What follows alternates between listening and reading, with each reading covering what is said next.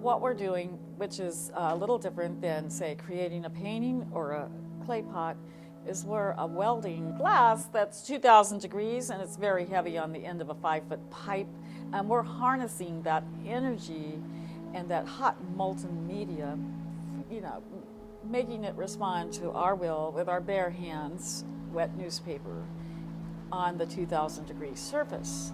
So more or less, we have to have our design ready to go. We have to have things planned out. We know seconds make a difference, and we're not only making the piece, we're counting, we're timing, we're listening for the pitch of the glass when we ding it on the metal table that we have our design on.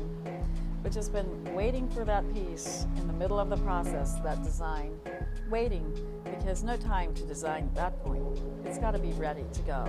So once we take our last gather of crystal over our bubble, we're going to roll it into that design and let that spontaneity occur within boundaries of our design. So we're making choices at that moment, but we're also planning it out well before we begin.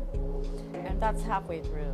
So we've got to that point, and we're doing good. We got the design on, but we're still having to manipulate the glass. We're still having to stretch it. Gravity is everything. Fine little things that you do to the glass make a huge difference. And if you do make a mistake, then you spend a lot of time correcting, and hopefully the piece will come out. But mainly it's a lot of careful action as well as spontaneous choices within a set boundary. So I love the privilege of actually having the opportunity to dip my blowpipe into incredibly hot glass and make the magic happen.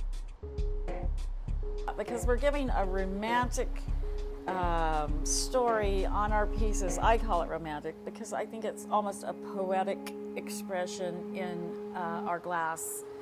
Instead of words, it's a feeling, but we're telling the story around the piece with our design. And a lot of it has the metallics, and the colors tend to line up and have a feeling of Gustav Klimt.